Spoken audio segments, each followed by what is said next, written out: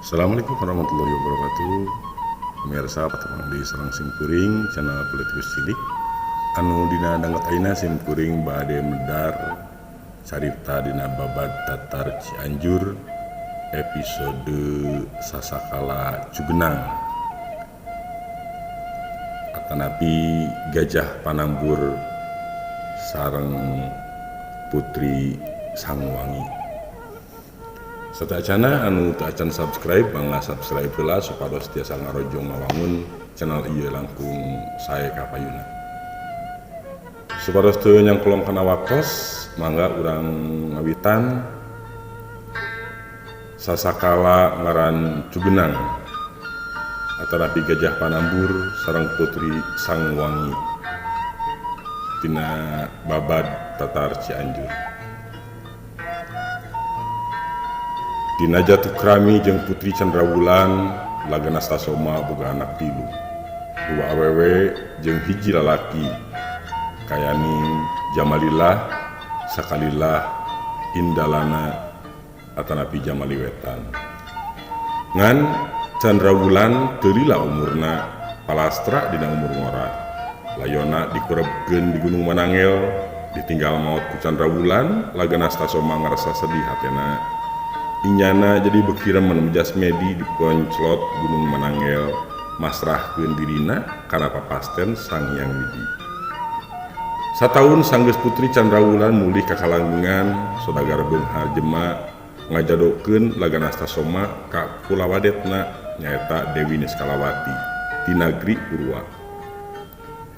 Tina Jatukrami ieu teu boga katurunan. Kusabab kemerewai keturunan ka lagana Stasoma, Niskalawati ngajodokeun lagana Stasoma ka wanoja Pahatulalis Manik Kancala. Ngan sanggeus sawatara taun rumah tangga ti Manik Kancala oge lagana Stasoma teu boga katurunan. Hiji waktu lagana Stasoma meunang undangan ti Raja Cina sang kanungkulan buat rasawala para tabib sadunya.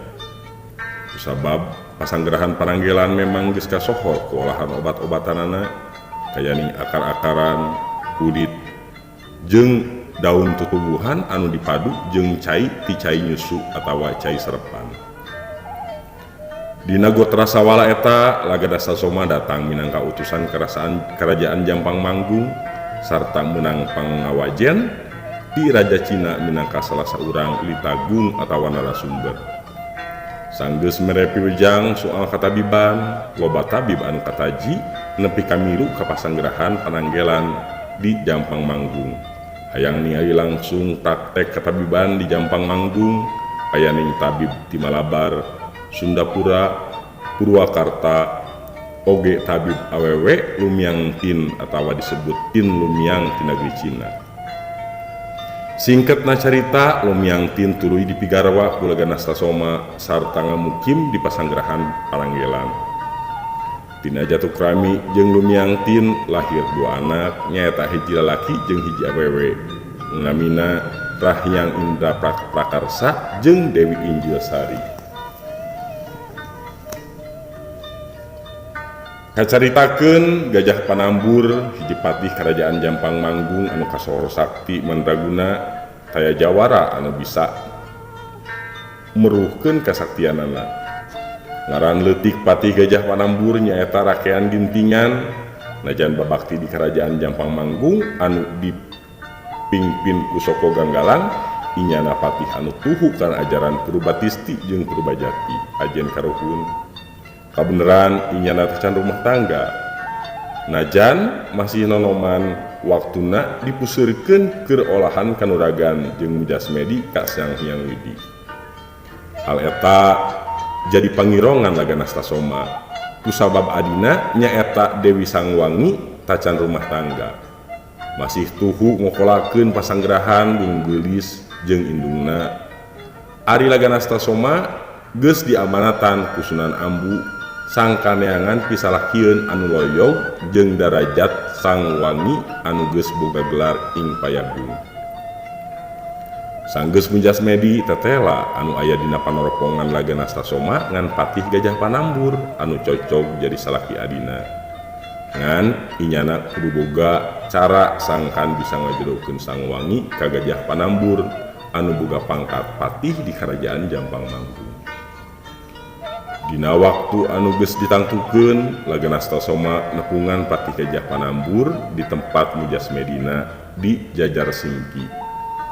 Gajah Panambur ngarasa kaget karatangan ing payagung Laganastasoma anu geus sakitu kamasurna di Jampang Manggung, anu kungsi ngubaran kasakit Prabu Soko Ganggalang jeung ngamankeun bancing pakewuh di Karajaan Jampang Manggung. Laganastasoma ditarima hadenaker ku Gajah Panambur. Inyana apal pisan Laganastasoma geus ngejauh pangkat Resi kalayan gelarna Resi Pananggelan. Dina sawatara waktu Laganastasoma tacan ngungkapkeun niatna rek menta kasadiaan Gajah Panambur jadi salaki Dewi Sangwangi.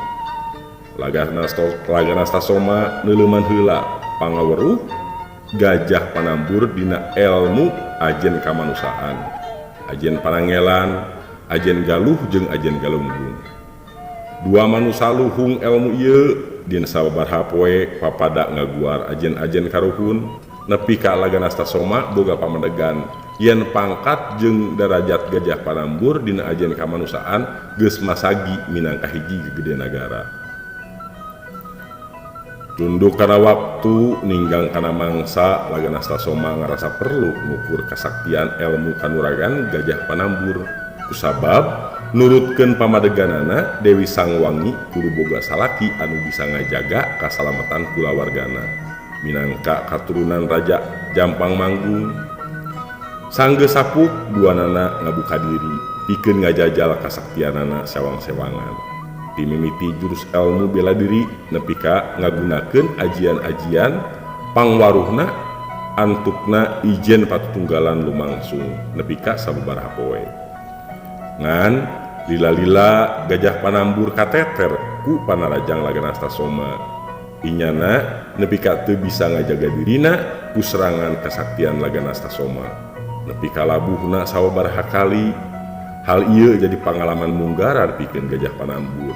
Kusabab samemehna inyana tacan pernah aya anu bisa ngelehkeun ilmu kasaktianana. Ari Laganastasoma bisa ngajajal kasaktian Gajah Panambur lain keur kasombongan. Ngan samata-mata hayang narekahan sangkan pisalakieuna adina lain jalma samanea tapi bener kauji lahir batin kudirina. Sanggeus kitu Laganastasoma ngabejakeun niatna kagal Gajah Panambur sangka narima Dewi Sangwangi jadi garwana. Ngadangu hal eta Gajah Panambur ngahurleng. Teu nyana jalma satingkat Resi anu geus bisa ngelehkeun kasaktianana percaya kadirina keur jadi bagian kulawarga jadi salaki adi Resi Pananggelan Laganastasoma. Mimitina Gajah Panambur narah kana pamenta eta kusabab dirina ngarasa teu pantes meunang kahormatan eta. Ngan sanggeus dicaritakeun ku Laganastasoma yen tarekah dirina teu leupas ti pituduh Sang Hyang Widi anu geus nuduhkeun pisalakieun Sangwangi nyaeta Gajah Panambur. Geus duanana sarua sapuk Gajah Panambur dirapalan ditikahkeun ka Dewi Sangwangi di Pasanggerahan Gunung Geulis. Tina jatuh krami ieu lahir anak lalaki anu engkena nyangking jabatan jadi adipati nyaeta Adipati Cak Genang Rahyang Genang Damatra anu jadi bibit duit aya wewengkon di ngaran Cugenang Cianjur. Laparawargi kitu geuning carita sasakala ngaran Cugenang teh nyaeta dinamian ti putra na Gajah Panambur sareng Putri Sangwangi. Mudah-mudahan ieu aya manfaatna ka urang sadayana tandak anu saena kanggo pituduh urang jalan urang kanggo kapayuna. Hapunten samudaya kalepatan bilih aya cariosan bilih aya bacaan anu lepat di simkuring. Billahi taufik wa hidayah. Wassalamualaikum warahmatullahi wabarakatuh.